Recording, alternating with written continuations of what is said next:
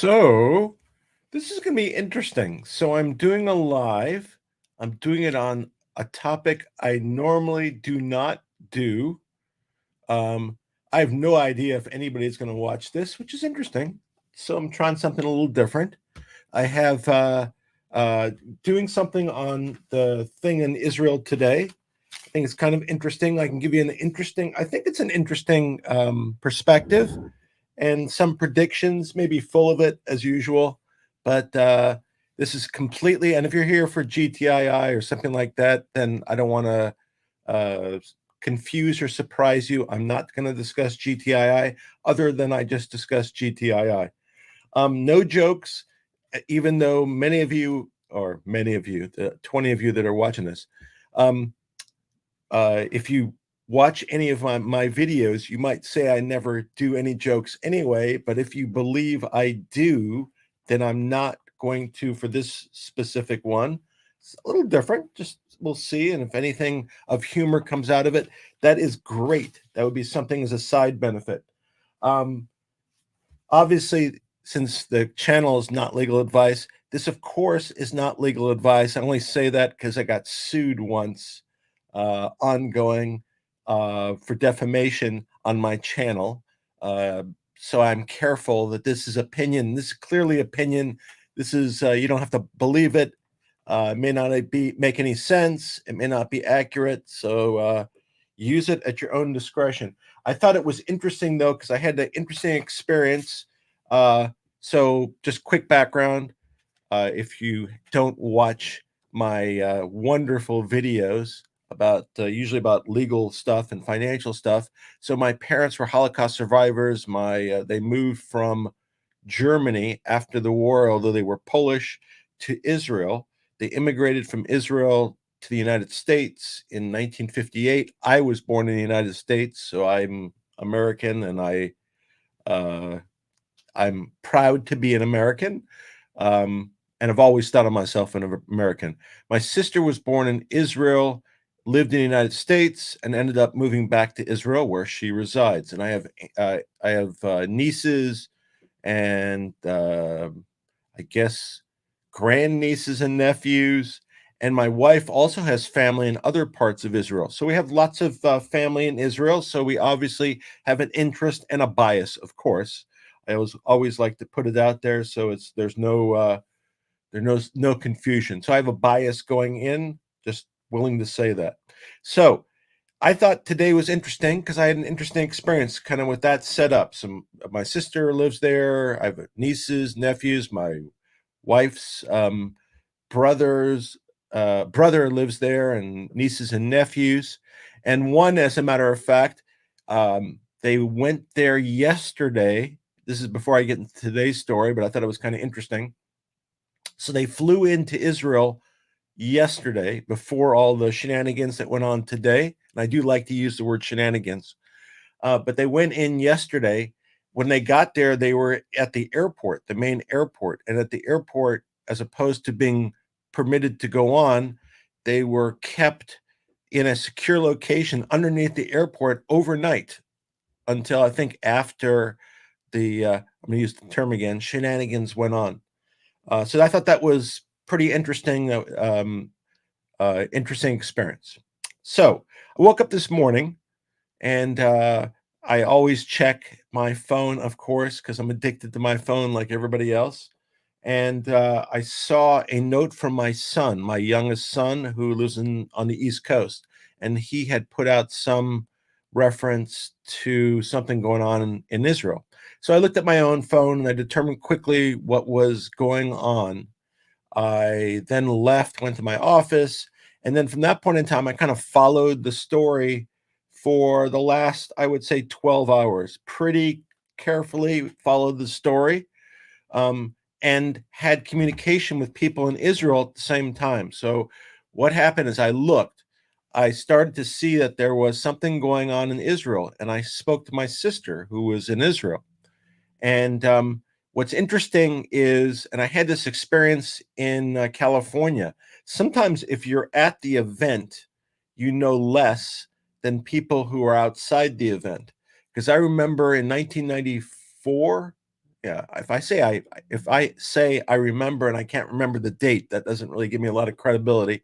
But I think in 1994 there was an earthquake in Northridge earthquake in Southern California, and I remember, and it's obviously pre-internet, real internet, but I remember trying to watch coverage of the earthquake on local TV, and you couldn't find it because all the local TV stations were knocked out. So I remember that sometimes you could know more if you're not in the location. And Israel, like a lot of countries, does not have a constitution, doesn't have a First Amendment. So there may be censorship of information, especially when there's military operations going on for obviously to protect the interest of the locals. So they have the right to censor content if it's in the interest of the public or the army, however they deem it.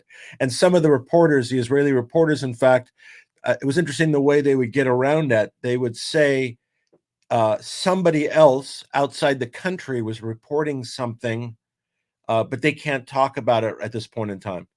So that was the way they might confirm something. Anyway, so I heard about it sounded like there was an imminent attack from Iran. Now, I didn't know where that was coming from, the information was coming from. I have since learned, apparently, somebody, it might have been the Russians, knew or were told by the Iranians about the attack. I think the Americans were tipped at some point in time, and they disclosed that to the Israelis. So even though there was not enough time to get a whole bunch of groups together, there was enough time for some preparation, and I think that's what happened. Now, in the prior attack by Iran, I think that was in April, which was a pretty ineffectual attack.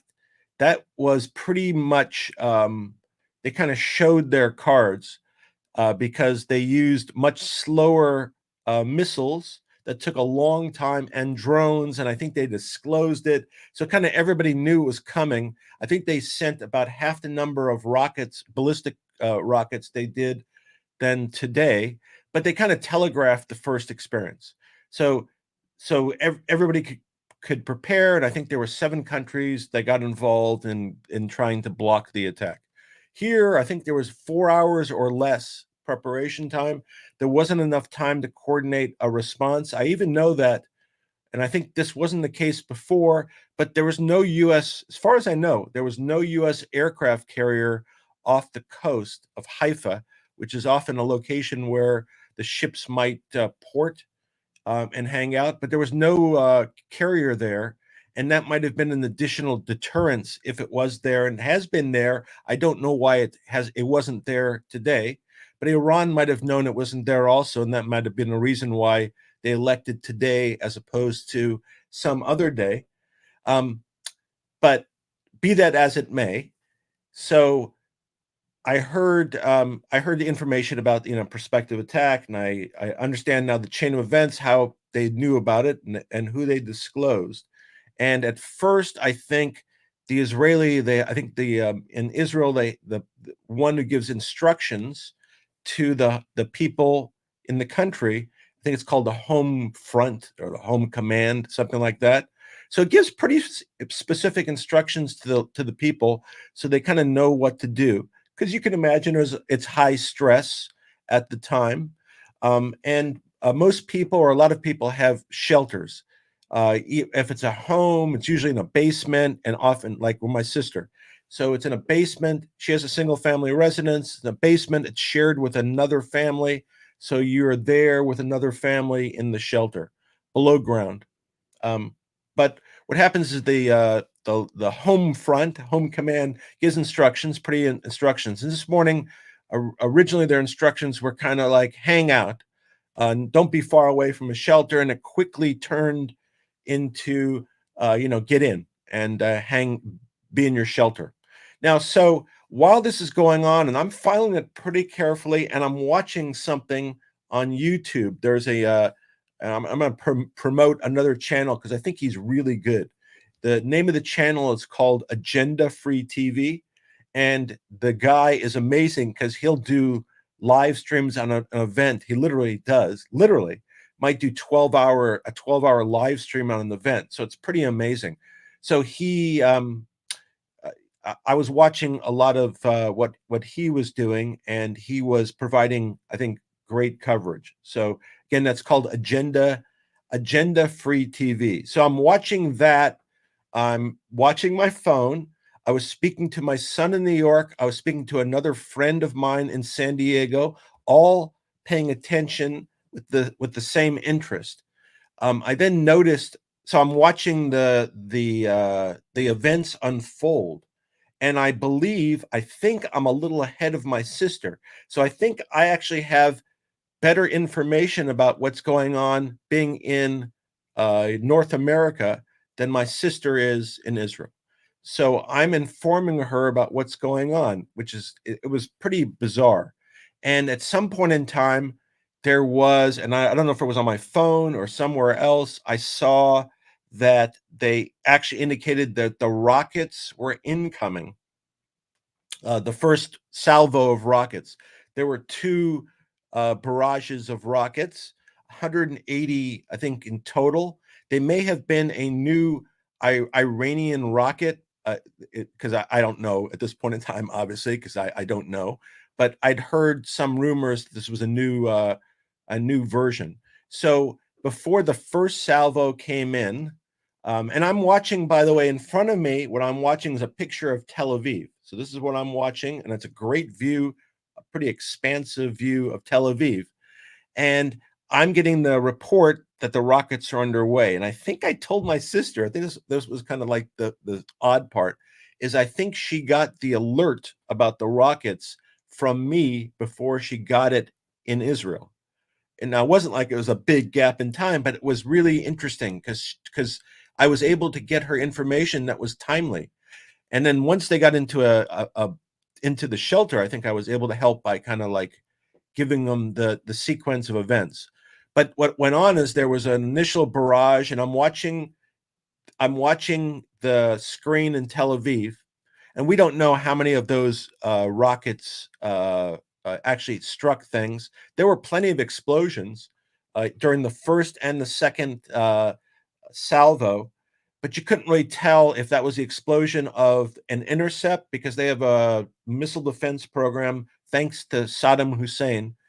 I say that sarcastically, but Saddam Hussein attacked Israel with Scud missiles back in the 1980s, I believe, and as a result, Israel started to put together a missile defense program. So in part, it's thanks to his craziness that got their missile defense program to where it was today, where basically they intercepted, I believe, most of the missiles, but not all of them, clearly not all of them, because as I was watching the screen, I could hear explosions and I saw some explosions.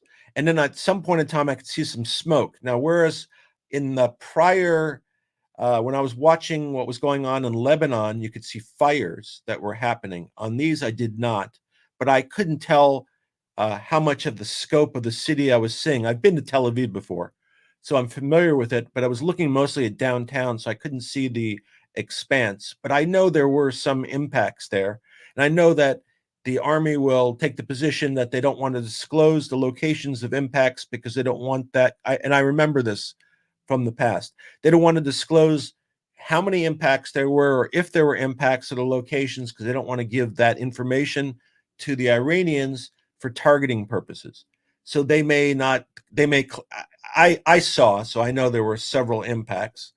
But I think that that'll be position of the Israeli government, that there'll be very few impacts, or they won't talk about it, etc., and they won't disclose the exact locations. But I do know, just so, as a side note, that where my sister lives, in the location she lives, and that's north of Tel Aviv, that there were two impacts there. Two of the rockets landed in the city she lives in. The city she lives in is a small town. I think it's like about 25,000 people, I think. But I think there's two Army intelligence bases, or the Mossad headquarters is there. So I think that's why it was. Not that it was like where she was living, but close enough that, close enough. So The first salvo goes up, and I'm having communication while she's in the shelter, and I'm advising her of what's going on. I maybe over advising her, by the way, because I had pretty good. Uh, I was watching it very carefully, so I kind of had a lot of information about what was going on. And so the first salvo goes up, and what you're seeing on the screen is you're seeing it looks like a video game. You see all kinds of lights because it's a dark background.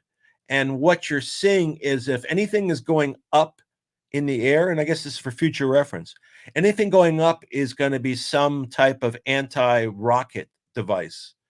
Anything going down is either going to be a missile or a piece of like an anti-rocket device. So it's hard to keep track because you're seeing lights, literally lights flashing there, but you try to watch and you try to see the direction of the rockets, and there was plenty in the air, and the air raid sirens are going off. And I don't know, you know, obviously, well, I don't know if it's obvious. I've never experienced an air raid in my life. And when I was a kid, when I was in school, in public school, I think it was like the fourth Thursday of every month. I don't even know why they picked the Thursday, but like the fourth Thursday of the month, they would play the air raid sirens just to test them out.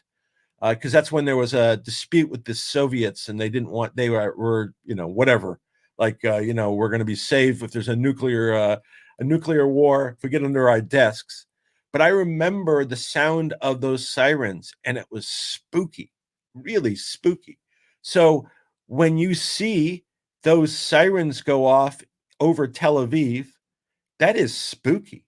And if you were a citizen there, yeah, I can imagine that was really spooky. Now, just as a side issue, before I continue this, yesterday, I hope you're gonna be able to see this, but I'm not. I'm gonna show it. Can you see that? Yeah, there you go. So yesterday, that landed outside my niece's apartment in Tel Aviv. So this is the, before what happened today. And this is in Tel Aviv. Now, I don't think it exploded. If it would have been full of pagers, maybe it would have, but it didn't go off. But that was yesterday. So today, there's all kinds of fireworks going off. You hear explosions, and then it stops, and the sirens go. They stop also.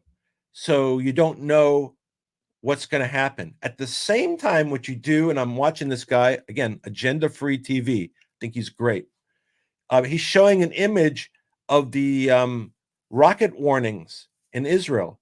And basically, what you see is somebody basically painting the whole country red because the entire country was under a rocket warning because there was that a significant attack.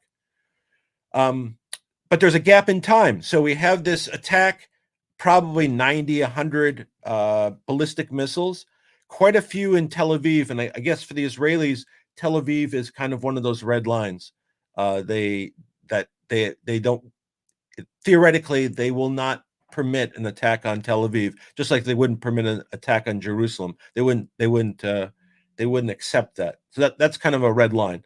And a lot of the action obviously took place over Jerusalem. We don't really know how many impacts there were, but there's a gap in time. So first attack happens maybe 5, 10 minutes, 15 minutes, and the distance from Iran to Israel in this ballistic missile was 12 minutes. So you theoretically had 12 minutes once they gave the alert. So there's a gap in time. I'm still communicating with my sister, kind of letting her know what's going on. And then I see there's another salvo coming in because again the screen with the alerts turns red, completely red. It's kind of almost shocking when you see that. And the guy who's hosting, the guy I was mentioning with Agenda Free TV, he's getting pretty excited because of there's all kinds of things going on. By the way, and so before I get to the second salvo, at the same time, actually, before this all started, there was a terrorist shooting in the city of Yaffo. Yaffo is this old area near Tel Aviv, kind of in the southern part of Tel Aviv, but very old historical area. And it has a lot of non-Jews that live there. So what apparently happened to Palestinians from the West Bank, the city of Hebron, um, came into Israel. They don't know how that happened. I don't know if they had weaponry when they came in, or they got it once they got into Israel. They went on to apparently a local train that travels from Tel Aviv or down Tel Aviv to the area of Yaffo and that port city, and they apparently started to shoot before they got off the train. They then shot some people uh, in that area. I don't know who they were because they haven't been identified as far as I know. And in the end, they were shot also and killed. I believe 7 were killed and 8 were wounded.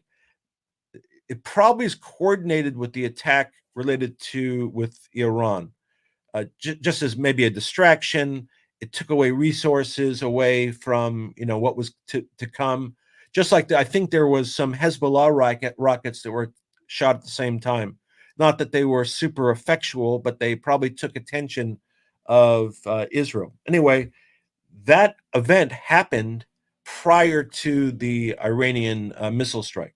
So that's the order of events. And I told my sister about that also because I I was getting information about what had occurred in the shooting. And again, because you get pretty good information. So if I'm looking at multiple sources on my phone, and I did this as a kid pre-internet. This is like 3,000 years ago. I would have a transistor radio maybe in both ears and watching a third thing. So I can multi-process, and I kind of like news. So I usually absorb quite a bit of that. So so that event happens, the shooting we have, and whatever's going on, what's going on in Lebanon, and the incursion had started yesterday, I think, at least a limited incursion. I don't think they've really, as far as I know, I listened to it before we started. There's no Israeli troops that are of any significant number that are in Lebanon. Whatever they've done, they've kind of gone in and come back out. So are they dealing with little small incidents or looking for stuff? I don't know, but to this point in time, not a lot. And I don't know if their strategy will change because of this attack by Iran, because obviously when they were deciding to go into Lebanon, there was nothing that was pending with Iran at that point in time. So we have the gap in time between the first and the second volley of rockets. I see the screen light up with the red lights. I let my sister know. I think I say rockets are incoming. I'd say both times, which again I thought was pretty bizarre that I could say that, and it was pretty accurate because it was. Second volley, I think the first volley was larger than the second, but I couldn't swear to it. And I'm looking just at Tel Aviv, but it happened in other parts of the country, so there may have been more significant impacts in other parts of the country. And again, it looks like a video game in the sky. You see all kinds of lights coming in all kinds of different directions, and I wonder, if you're a pilot, how do you figure this out? Really, how do you keep centered and figure out the information that's going on? But you're seeing this last probably another 5 to 10 minutes, probably. See a bunch of impacts. You hear explosions again. Saw some smoke. I didn't see any fire, but definitely heard explosions. And that's different, I think, when there's an impact from Iron Dome or the Arrow, 2 different systems. One's for closer rockets, one's for higher or farther away or faster, like these. So the ballistic missiles are going fast. That's a different system. But there you see a video game going on, and I don't remember if the first time if there were multiple explosions, but I do remember multiple explosions. And it concludes. Then when it concludes, you don't know what's going to happen, so you don't know if there's going to be a third strike. Then the Iranian guard, I think, came out with a some type of statement, and they said if that basically that they were responding based upon the assassination of Nasrallah, Hanaya, and some guy who was with the Quds force.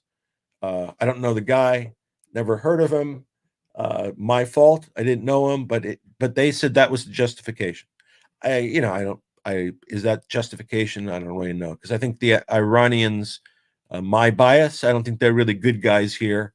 I think they feed terrorism throughout the world, and they have that's kind of what their economy is, generating weaponry and selling it worldwide to the Russians, to whoever, just like the North Koreans. Not big fans of them. I don't know what the popularity of the government is in Iran of the, by the people. I don't know, because we hear dissatisfaction. I just don't know what the extent of the dissatisfaction is. I don't know what the power of the people is to overthrow the government in Iran is. Where I live in Southern California, there is a huge Iranian population. I believe the Iranian population in Southern California is the largest outside of Iran. So I've had plenty of interactions with Iranians, many who left, since I'm an old guy, many who left before the revolution. So I think that's 1979. I think that's 79, but I don't remember the exact year. So it's a country that, I don't know where they sit, because we hear stuff and we don't know the accuracy of how dissatisfied people are. But so we get to the point, they made an attack, it's over. They made the statement. They basically said, we're doing it for this. Now, if you looked at the commentators, and I could tell you this, in the United States, we have a view of the world. Like, everybody thinks the world thinks like we do. Well, for somebody who's been to Israel and the Middle East, and for others who've traveled other places in the world, because it doesn't have to be just the Middle East, but other places in the world have different mindsets than we do. And even if we think that people should do things in a particular way, and even if we think they should think like we do, they don't. So in Israel and in the Middle East, the kind of general concept of deterrence is not like you have to be proportionate in your actions. In the Middle East, unfortunately, and you have to look at this historically and ask people directly, they will not respond unless you kick their teeth out. That's the way it works. So, to those expecting a proportionate response, I don't think that's coming. And I heard a general talk about it. This is not an Israeli general, this is an American general, because he was talking about the same concept I'm talking about. He says it's the law of, I think, disproportionate response. In other words, in that part of the world, if you don't show strength, the other side will take it as weakness. And if they take it as weakness, they will take advantage.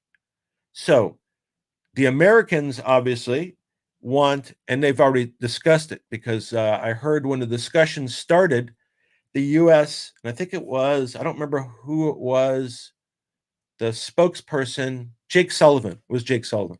The spokesperson for the White House was speaking, and he at first declared it a victory for Israel's defense. So they tried to discount the fact that there were 181, I think, ballistic missiles shot at a country. I don't think there's ever been 100, as far as I know, because at least that's what was said. There's never been 181 ballistic missiles shot at any country. So, notwithstanding whatever, completely unacceptable, period. And with the concept that in that area of the world, that responses have to be disproportionate to cause a reaction, I expect that Israel will respond in a disproportionate way. So what does that mean? So now I'm making predictions. I have no idea, pure speculation. And so what I'm going to do is I'm going to speculate based upon what happened in the attack by Iran. I'm going to apply, and I'm just making up the application, but I'm going to apply what I just said about that it has to be disproportionate. And then I'm going to create some targets that I think that Israel will go after that make this make sense, I think. And I have no idea if they're going to do any of this, but I figured I might as well say it beforehand and see, take the consequences. If I'm completely wrong, then so be it. And if I'm thinking about it in a correct way, then so be it also. So I think what's going to happen is today they shot, I think, 181 missiles, ballistic missiles. So I would expect the total amount of ordnance that Israel will use will be something on the order of 1,000. So I would expect about 5x. If that was a stock, that would be a good return. But I would think somewhere in the 5x. And how is that going to come?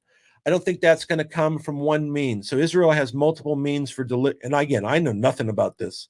So, keep that in mind. I don't have any specific knowledge, but I have general knowledge of this, but not specifics. So Israel has multiple ways they could deliver an attack against Iran. How could they do that? They obviously could do it with air by the Air Force. They could do it by land-based missiles. They have submarines that shoot missiles. They could obviously do a physical incursion. But that's kind of the way it goes. I don't expect them obviously to invade Iran. I think they will proceed by some form of air power using Air Force and missiles coming from, again, some ground-based missiles from Israel, maybe elsewhere. I don't know if the United States would participate in taking out certain equipment, not being involved in the strikes themselves, but perhaps taking out radar equipment and stuff like that. That perhaps they would be involved with that. But other than that, I think it would be submarine, Air Force, land-based missiles. I think they would target if they really wanted to make them. So if I'm the targeter and I really want to make the point, and obviously in the Israeli cabinet, they have a security cabinet that meets. So after the original attack today, they met, and then they had a subsequent meeting deciding. So they met while I think the attack was going on. They were under some bunker under a mountain, apparently, in Jerusalem. I've never been there, so I don't know where it is. So they met then. And then they had a secondary meeting where they were meeting amongst themselves, the security cabinet. I don't know who's in the security cabinet, although the prime minister, the defense minister, Schmotridge is in there, and I don't know who else is in there. I'd heard the rumor that in that secondary meeting, and I don't know when that was done, and maybe it's still ongoing. It would be, middle of the morning in Israel the following day.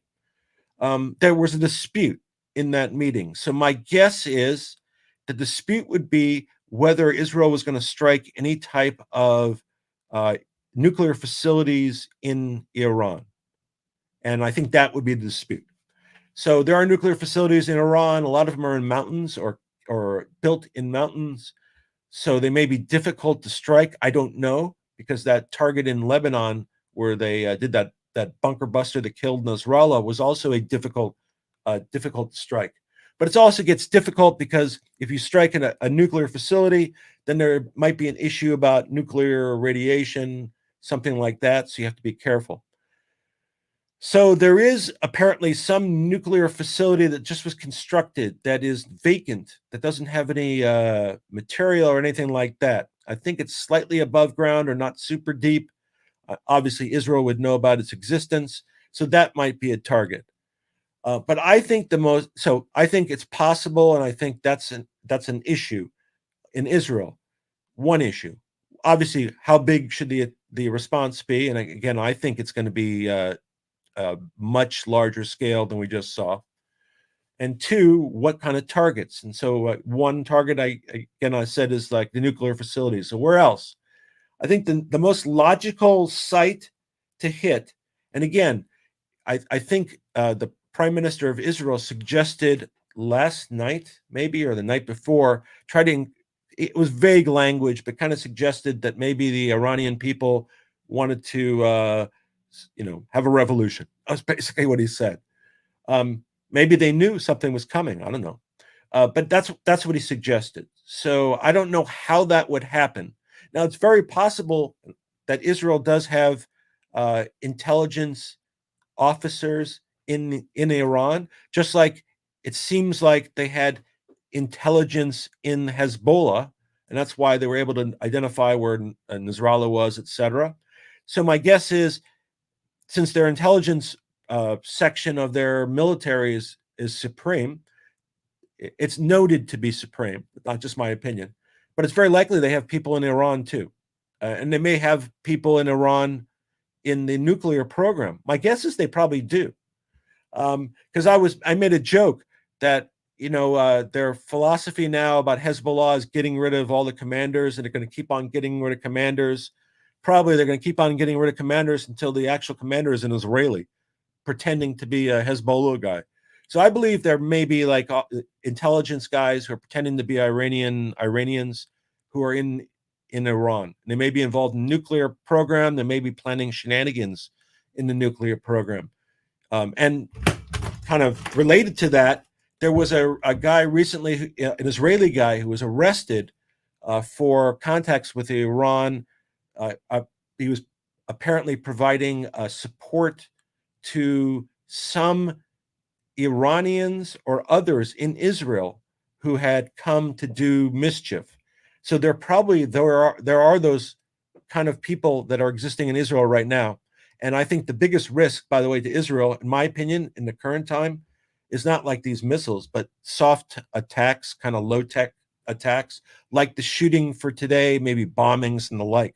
I think that's something that the locals need to be concerned about. So what's the targeting that I think makes the most sense? I think the thing that makes most sense besides the nuclear facilities, although I think I heard today they still say a year to 2 years off, but at some point in time, the nuclear facilities are going to be attacked in some way, whether that be by computer, virus, either a military attack or something like that. But the thing that makes sense to me to make the biggest splash, cause death to as few civilians as possible, but actually be pragmatic and be impactful.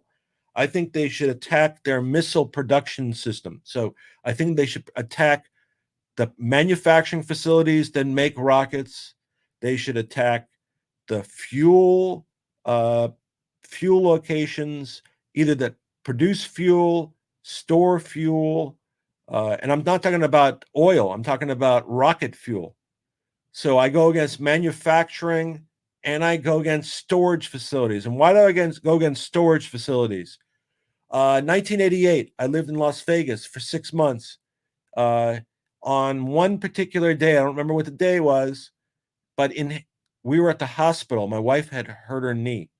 And while we were at the hospital, this was about 20 miles away in Henderson, and Henderson's now a big area, there was an explosion at a rocket fuel plant.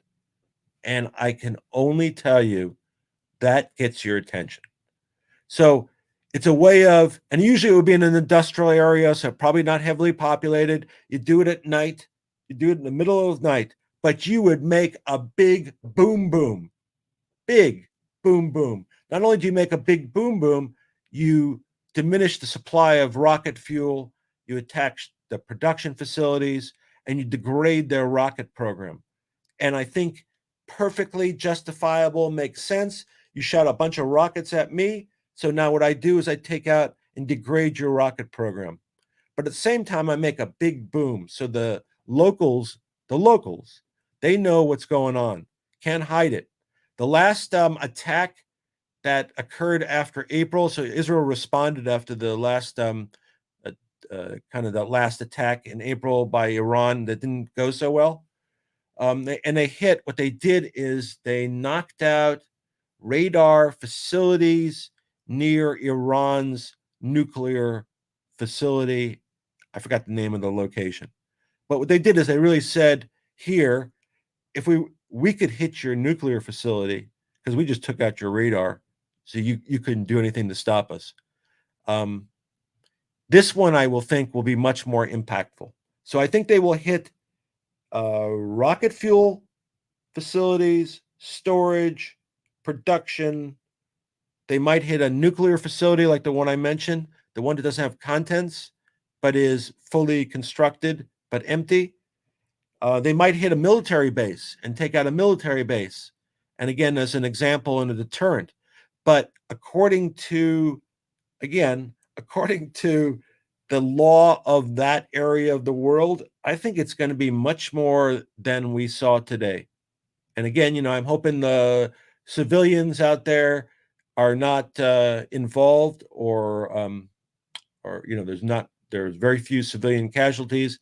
I think if you hit these kind of industrial locations, you're likely to have very few casualties, but to make a big, really a big splash, a big Universal Studios splash, but also be pragmatic in derailing the rocket system, because that's what they do, right? We know they have tons of rockets. I was told today, by the way, somebody told me that in Tehran, on some of the main boulevards, and I've never been to Tehran, although I know it was I know it sounds like a really nice city. I think it's on the water. I've spoken to people who've been there, but I think there's missile silos. I mean, there's a lot of missile silos in Tehran. There's a lot of missile silos in Iran.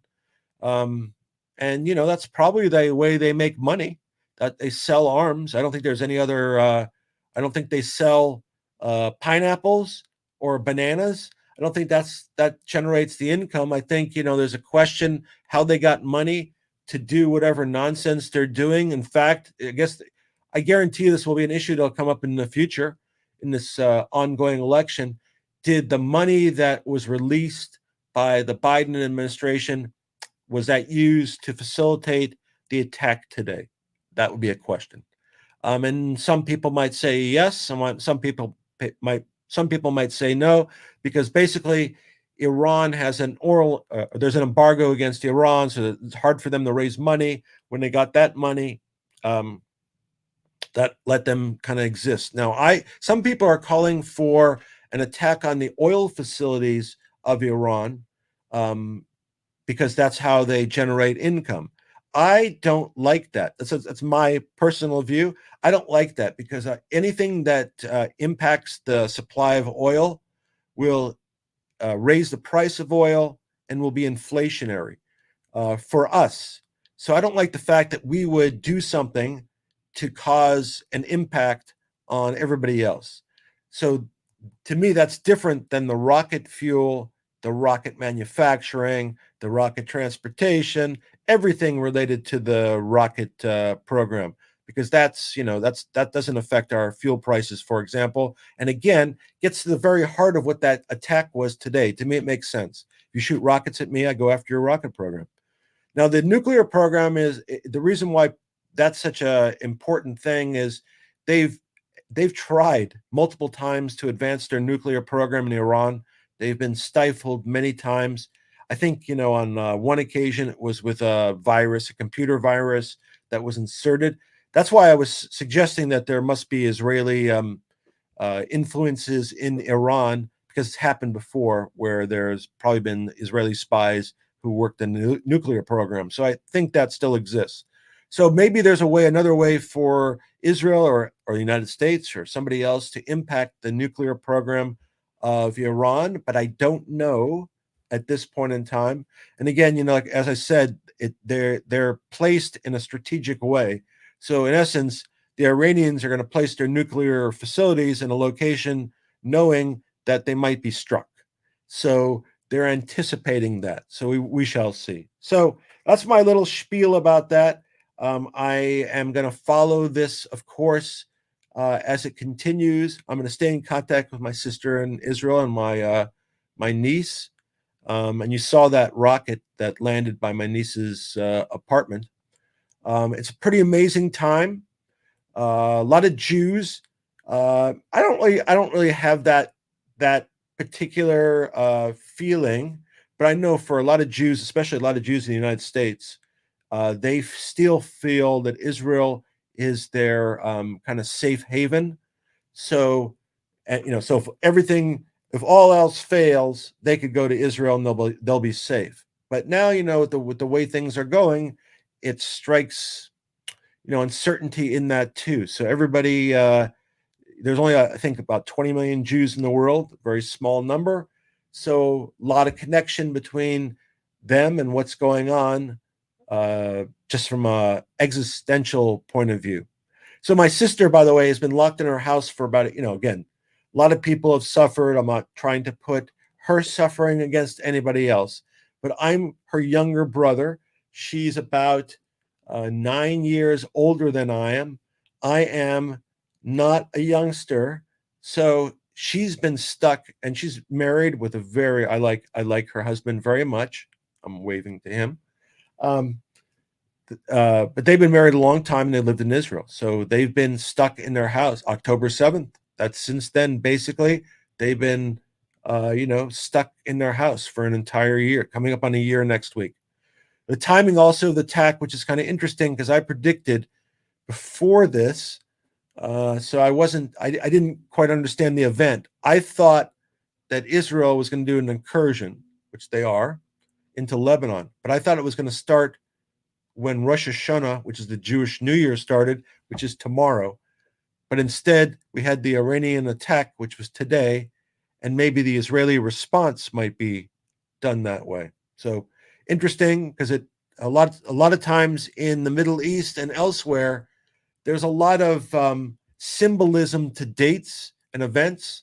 So sometimes a lot of events will happen on an anniversary of something else, or in celebration of something. We don't really have that in the West, but I've noted it in Israel. I've been to Israel probably about dozen times, maybe in my life, maybe more. I don't know, but enough to kind of get a feel for the culture and the location. And like I said, I've actually been in Lebanon too with my uncle, now deceased. So to the extent that you hear people on the news suggesting that Israel is going to have a very muted response, I just don't see it. I just don't see that as the law of the land, and I would expect contrary. And the other thing you have to remember is Netanyahu is the prime minister. He's in a less tenuous, because he got another party to join his party, but obviously he's in a tenuous position because he was in a tenuous position prior to the war. He was going to be, he might have been thrown out when October 7th happened. But he's aligned with parties that are really aggressive and may want more action. So I just don't see a modest response for political reasons, but I also don't see a modest response in light of what is kind of the culture of the neighborhood. Because I think Israel will have to reestablish deterrence, and the way they will do that is they will have, I remember it's funny, I don't know how old everybody is, but it was, I think, the first war we had with Iraq. I think it's the first war, maybe the second one, but there was something called shock and awe, where basically we went in, I think mostly, air power, and we just did like a Disneyland 4th of July exhibition. And maybe it'll take that. Maybe it'll take that because the locals won't tolerate, locals being the locals in Israel. I don't think the locals in Israel will tolerate less than a very strong response. And I know that from personal knowledge, because my sister's lived in the United States for quite a number of years. She's very Americanized. Her family, I would say, is liberal. I mean, certainly for Israeli purposes, they're going to be on the left side of things, which in the United States would be more center right, I think. But when I said, just to kind of give you an example, because my sister is really sweet and I love her dearly. But just to give you an example, when I said to her, I was giving her an update about what was going on as I was following the news, and I said to the effect that I'd heard that Israel was going to retaliate tonight, and her response was, "I hope it's strong." She's not a fan of the prime minister. So if she is of that opinion, I would take it that the rest of the country just would not accept, a really significant response. Because in essence, the rest of the country wants to tell Iran, don't strike, certainly don't strike, the central part of the country ever again, or else that will be the ramifications. Now, the one difference, and theoretically this could happen, the difference between Israel and Iran, amongst other things, is Iran has no nuclear capability and Israel does. So in whatever Iran does to Israel, it knows that it does not have the upper hand in terms of the weaponry, or at least I don't think Israel has officially ever declared they have nuclear weapons, but it's pretty well understood they do. But Iran does not. So Iran, in their calculations, has to take that into account. I don't think Israel has any intention of using nuclear weapons. I think the only time Israel would use nuclear weapons, I don't know if they ever would, but I think they would only time is if if there was a existential threat where their very existence was at that moment going to be done. Because people in Israel believe they can't afford to lose one war, because they believe if they lose one war, that's the end of the country. So if it came to the point literally where they were, there was shot, maybe, but at this point in time, of course not. So I think they would hit Iran strong, bigly. I think they would hit Iran bigly, but I think they'd use conventional weaponry, and using the sources I mentioned, I think they'd use land-based missiles, submarines, missiles from submarines, and air, all three. And again, on the facilities, again, if I was the guy picking the targets, it would be rocket manufacturing, rocket fuel production, rocket fuel storage, and I'd make big booms. That would be me. So I babbled on for long enough, 55 minutes of nonsense. Hope for some that have never been to Israel, hope that provided some kind of context and a view and maybe some different perspective. It will be interesting to see how this turns out. I would expect a response very shortly. And thanks again for listening. Be well. Take care. Have a great night. If you have any questions, comments, when I post it, put it on. Thank you. Bye-bye.